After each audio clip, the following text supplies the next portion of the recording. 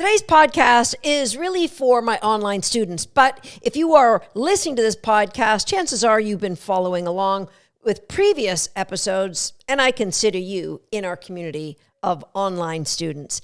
And so this podcast is for you. And it's to answer the question, Susan, how do I get what you get?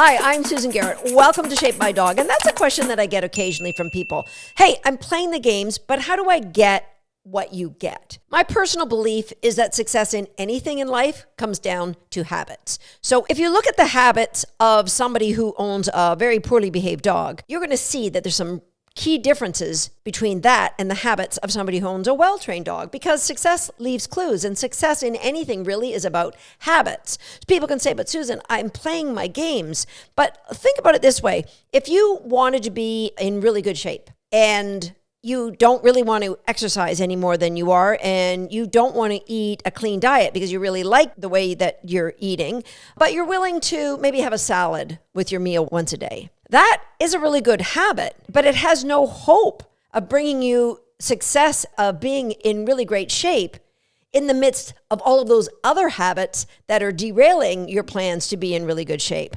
The same is true for anything in life. Success leaves clues. So let's look at the habits that will lead you to having success with your dog. And with dog training, I'm going to bring in a little bit of science, but it really is about the antecedent arrangements that we have for our dogs. And that simply means how the environment is set up to reinforce what behaviors. The antecedents, it describes the environment that the dog is in, and that environment will dictate the behavior of the dog. For example, you want to lose weight, but you've got 50 different flavors of ice cream in your fridge.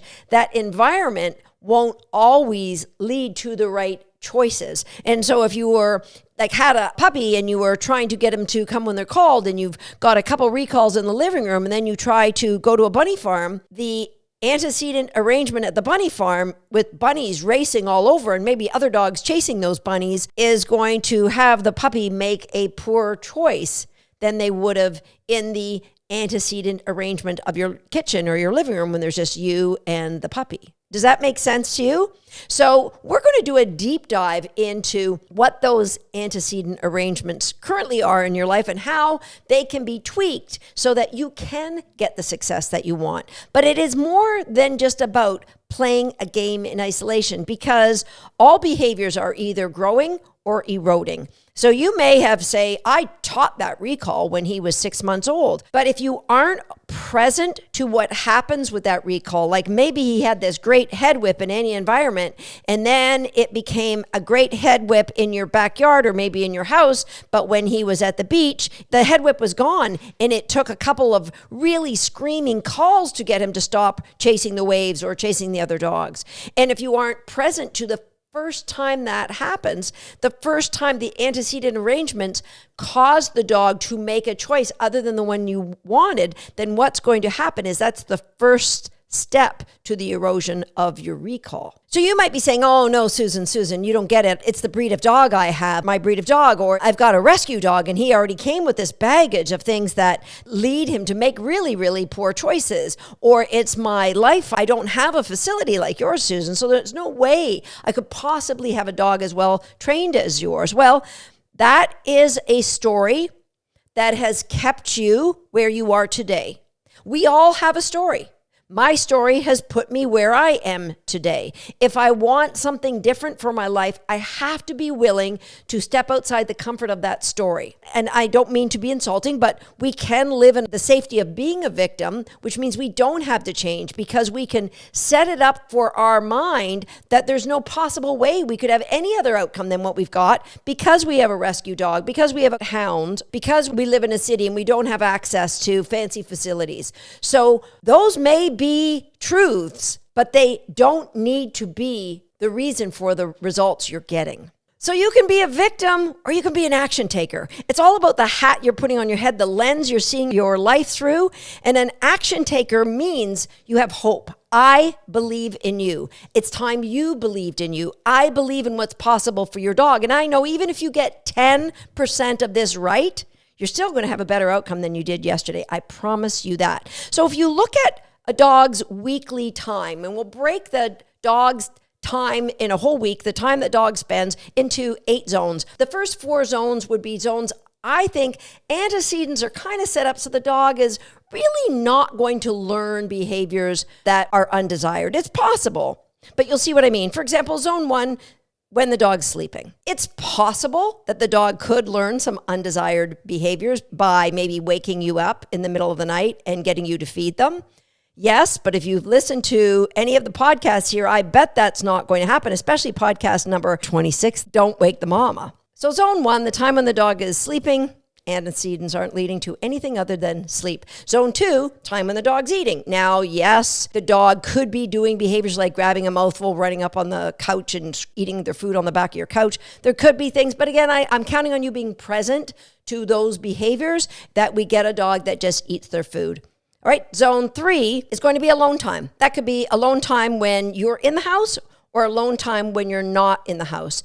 And the dog might be just chilling on a bed or chilling on your couch. The dog might be chewing on a bone, but they're basically keeping themselves entertained and not finding inappropriate ways to reinforce themselves. So again, I put an asterisk there because if your dog is staring at the front window and screaming and aggressing towards dogs or people or delivery people that are coming to your home, that is setting up an antecedent that is leading to a behavior, the ABCs of behavior, Antecedent-Behavior-Consequence. That consequence is feeding the behavior, so it's going to happen again. So you might want to change that. And the 4th zone is enrichment time. So the times when you intentionally set the dog up with some enrichment. It could be a food puzzle. It could be one of my favorite stuffed toilet paper rolls, or potentially a topple that you are setting the dog up so that you can slip out of the house, or whatever it is that you have built that into a behavior modification program. So whatever, enrichment could be a sniff zone. It could be your snuffle mat. There's a lot of different things that can be put into your umbrella of enrichment. But those first 4 zones, your dog sleeping, eating, alone time, and enrichment, not too much can go wrong with those. Then we go into our next 5 zones. Zone number 5 is going to be the time that you are educating / building a relationship with your dog. And that is nothing but predetermined antecedent arrangements that you have set the dog up to learn what you really want them to learn. If you're in one of our programs, then the lesson plans arranges those antecedents so that your dog starts learning some skills, and those skills get layered on top of one another, and you get behavior chains, and all good things happen. That time when you're training, they're going to be either quickies, daily quickies, where they're woven into the fabric of your day. They might just take 30 seconds to a minute, or they're pre-planned training sessions that might be 5 to 10 minutes, or if you're doing some sort of sport, it could be even longer than that. So that zone 5 is your educating and your relationship building. And that hopefully, I mean, it's not always going to be rainbows and unicorns. We all have bad training sessions now and again. But for the most part, it's leading you in a progressive way to somewhere really, really special between you and your dog. Zone 6 is an unpredictable environment. Here, the antecedent arrangement can't be predicted. It could be a dog park. It could be your own backyard if your dog's left alone and they start digging holes or fence fighting with a neighbor's dog. It could be the dog hanging out at your house and somebody rings the doorbell and you open the door and they go flying out the door. There's a lot of environments that it could be, but it could be just you walking, if you live in the city, walking out your front door to take your dog for a walk. There's a lot of things that could happen. Your dog could be triggered by something. Your dog could be over-aroused or overexcited. There could be, a battle of wills between you and your dog because we find ourselves in zone 6. Which is the zone of unpredictability. Now, zone 7 is zone 6 with awareness. So zone 7 is exactly the same. You may find that you have to go into that zone of unknown predictability, but you're going to go in with awareness and management. So what does that look like? Your dog will be on a leash, a harness, a head halter. You are going to be aware of what's going on in your environment. Even in your own house, you might have a hot zone set up where the dog has a behavior that they know that they can get reinforcement. You might even have a remote feeder set up. You've gone in doing your homework. You've got a relaxation protocol so that the dog knows how to self-regulate and get into an appropriate level of arousal. So zone 7 is where you do go places. So if I was taking my puppy to the park where she was afraid of other dogs, she was afraid of children, she was afraid of men, what could I do? They were all over the place. Well, what I could do was stay up on a hill where she could learn to observe them from a distance, and gradually, with keeping her under threshold and playing all of the good games that she was learning, her recaller games, we did get to a place where now she actually adores children and men, and she has no problem with other dogs. But there was a time when it was a horrific experience for both of us, until I realized I needed to be more proactive in keeping her in a safer environment where she wasn't going over threshold, where she wasn't triggered. So zone 7 is zone 6 with management and awareness. And this is a common question I get as somebody who likes to describe myself as a reinforcement-based dog trainer. People will say, okay, well, being a reinforcement-based trainer is great for tricks or puppies, but what are you going to do with an aggressive dog who's being triggered on the street? Well, we're going to go into that zone of environmental unpredictability well-equipped with strategies, well-equipped with reinforcement, well-equipped with distance as our friend. We're not going to find ourselves in the midst of it. Rarely, if ever, would we find ourselves in the midst of an environmental trigger that we couldn't have predict, because we're just not going to do it. So you might say, well, Susan, I live in the city and I have to walk my dog down the street. Well, can you train from your balcony of your condo? Can you train from the front foyer? If I'm walking with my dog on the street, I might step off onto the gutter, of course, protecting my dog and watching that there's no cars coming to let another dog pass. I'm going to do my absolute best in order to prevent those triggers from happening so that I can use zone 5 to create so much confidence and joy in my dog that I don't have a dog that gets triggered anymore. Now, that's the 7 zones, but I said there was 8. The 8th zone is what I call the zone of pure joy. And that's where the dog might be playing with their BFF, they're roughhousing with another dog, or they're out hiking with you off leash in a safe environment where you aren't asking them to do anything because you know the chances of them coming back is very, very small. But the chance of them getting environmental reinforcement is low. Now, a conservation area, yeah, you can't control that. So I would either have the dog on a leash or do like sniff spots where you might have a smaller area, a small, safe, fenced-in area where the dog can go off and investigate and sniff, but you don't expect them to come back. If they connect with you, you might praise them and put some food on the ground for them. You are going to grow your dog's recall, but that doesn't mean they don't get any joy in their life until you have a recall. What I would do is zone 8 is a place where I spend very little time when my dog is super young. Do they have great unabandoned joy? Absolutely. Doing things like recalls out in the front lawn or recalls in a baseball diamond between 2 people where I can guarantee that my dog is safe. And then zone number 8 grows and grows as zone number 5 gets better and better. So when my dog gets so proficient at these games, what happens is the antecedent arrangements,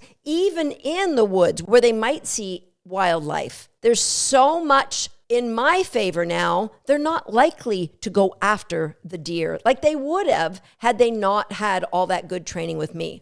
Now, I hope that makes sense. So what is the difference? The difference is your daily habits and how it's not just about playing a game. It's about playing the game while you are intentionally building up your own habits. Your dog can only be as well trained as you're willing to commit your time to helping that dog be well behaved. So you get up in the morning, you have a wake up time, and then you have your morning routine until you leave for work.